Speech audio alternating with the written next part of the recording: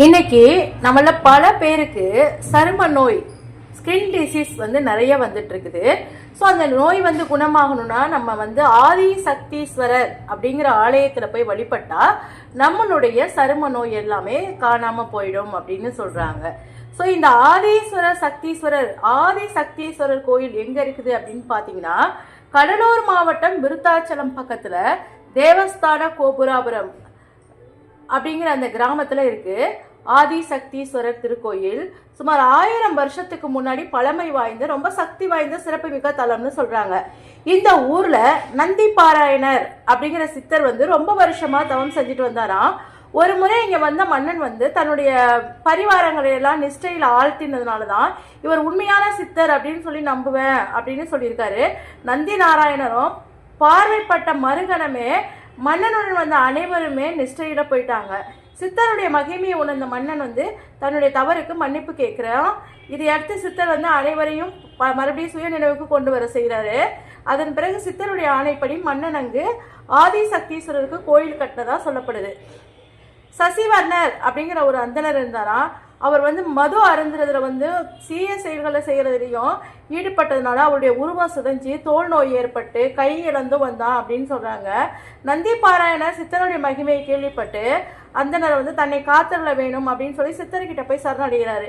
பின்னர் சித்தர் சொன்னபடி அங்குள்ள திருக்குளத்துல மூழ்கி எழுந்திருச்ச உடனேயே அவனுடைய முன்வினை பாவங்கள் எல்லாமே போயிட்டு குணமானதா சொல்லப்படுது. அதன் பிறகு ஆதி சக்தீஸ்வரர் கிட்ட அளவு கடந்த பக்தி கொண்டவரா வாழ்ந்திருக்கிறாரு நந்தி பாராயண சித்தர்.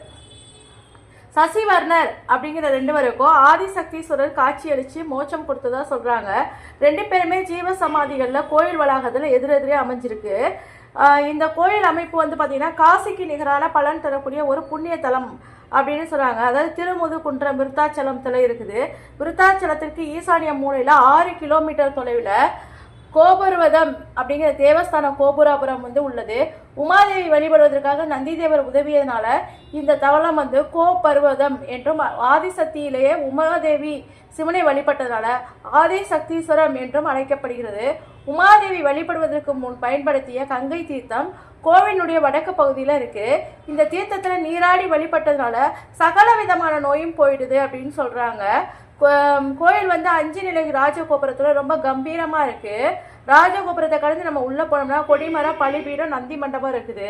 கருவறையிலேயே ஆதி சக்தீஸ்வரர் எழுந்தருளி உள்ளார்.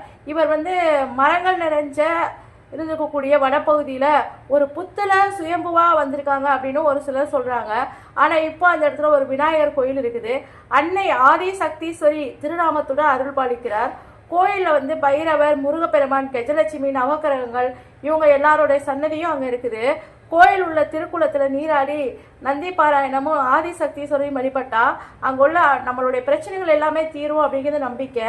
நந்தி பாராயணர் சன்னதியில நெய் தீபம் போட்டு வேண்டிக்கிட்டோம்னா நம்மளுடைய தீராத நோயெல்லாம் தீர்ந்து போயிடும், உடல் நலமாகும் அப்படின்னு சொல்றாங்க. கோயிலில் சித்ரா பௌர்ணமி 10 நாள் பிரம்மோற்சவம் நடைபெறும். பிரதோஷம், அமாவாசம் போன்ற நாள்கள்ல எல்லாம் இங்க சிறப்பாக வழிபாடு நடக்குது.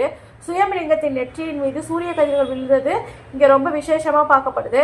கடலூர் மாவட்டம் விருத்தாச்சலத்துல இருந்து பாலக்கொள்ளை போற ஊர்ல 6 கிலோமீட்டர் தொலைவில் தான் இந்த ஆதி சக்தீஸ்வரர் திருக்கோயில் இருக்குது. நீங்க ஒரு முறை போய் ஆதி சக்தீஸ்வரரை வலம் புரிஞ்சு மனமாற வேண்டிட்டு வந்தீங்கன்னா உங்க வீட்டில் இருக்கக்கூடிய பிரச்சனைகள் போகும்.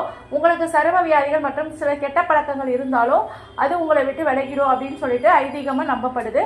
ஒரு முறை போயிட்டு வாங்க. நம்ம அடுத்த ஒரு வீடியோல சந்திக்கலாம்.